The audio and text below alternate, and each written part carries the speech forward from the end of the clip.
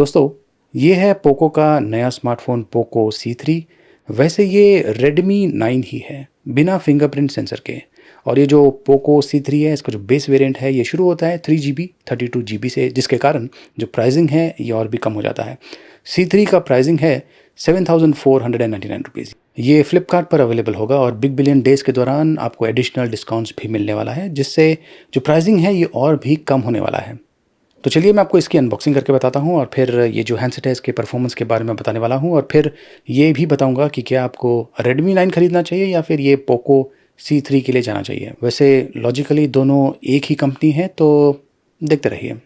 तो दोस्तों ये देखिए, ये है पोको C3 का बॉक्स पैकिंग और ये बेसिकली रेडमी 9 ही है।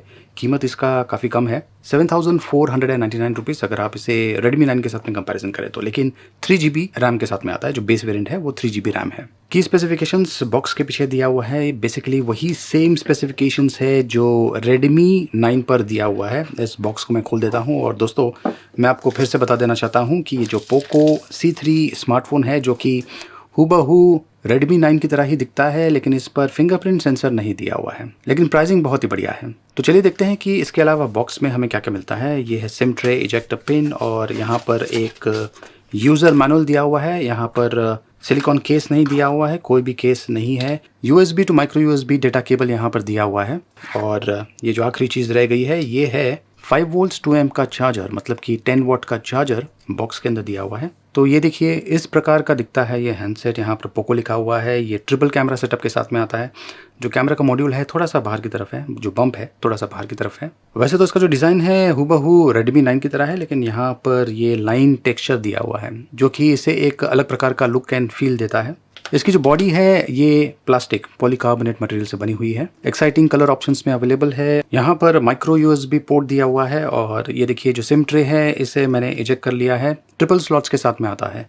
एक dedicated micro SD card slot दिया हुआ है। तो ओवरऑल इसका जो बिल्ड फिनिशिंग है काफ़ी बढ़िया है। और अगर मैं इसे रेडमी 9 के साथ में कंपैरिजन करूं तो एक चीज़, बहुत इंपॉर्टेंट चीज़, कि इसमें फिंगरप्रिंट सेंसर नहीं दिया हुआ है। और ये जो हैंडसेट है ये 3GB 32GB बेस वेरिएंट के साथ में आता है, जिसका प्राइसिंग है 7,499 रुपीज़।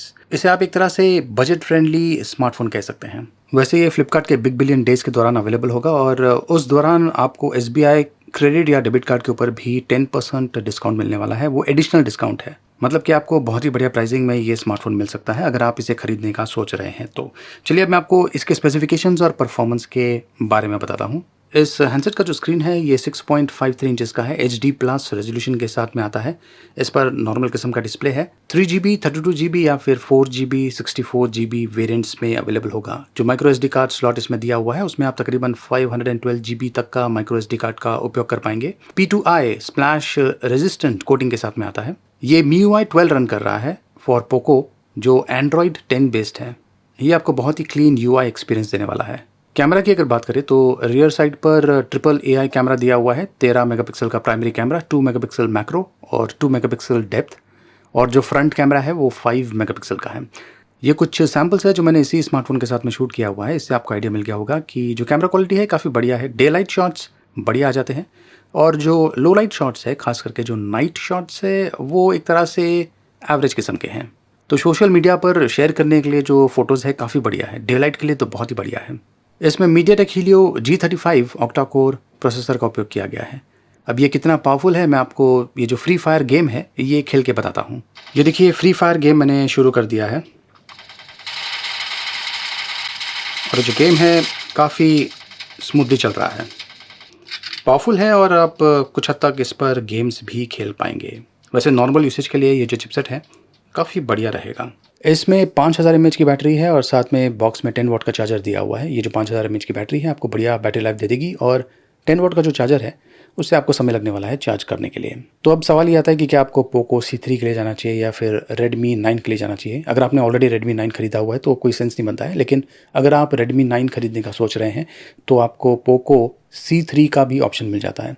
इसे आप एक तरह से डाउनग्रेडेड रेडमी 9 का वेरिएंट कह सकते हैं, जिसके कारण जो प्राइसिंग है वो कम हो जाता है। अब उदाहरण के तौर पे फिंगरप्रिंट सेंसर आपके लिए इतना इम्पॉर्टेंट नहीं है, तो आप पोको C3 के लिए जा सकते हैं, जिससे जो प्राइसिंग है थोड़ा सा कम हो जाता है। तो जब कभी आप कोई स्मार्टफोन खरीदें तो आपका जो यूसेज पैटर्न है, आप क्या क्या चीज़ें यूज़ करने वाले हैं, उसके हिसाब से खरीदिए, आसानी होगी। वैसे दोस्तों मैं आपको फिर से बता दूं, ये जो पोको C3 है इसका प्राइसिंग जो है ये है 7,499 रुपीज़ और फ्लिपकार्ट के बिग बिलियन डेज़ के दौरान आपको कुछ एडिशनल डिस्काउंट्स भी मिल सकता है। तो उसके बेसिस पर जो प्राइसिंग है ये और भी कम हो जाएगा। जहां से आप इसे खरीद सकते हैं उसका लिंक मैंने वीडियो के डिस्क्रिप्शन में दिया हुआ है। इस वीडियो को लाइक कीजिए और देखते रहिए।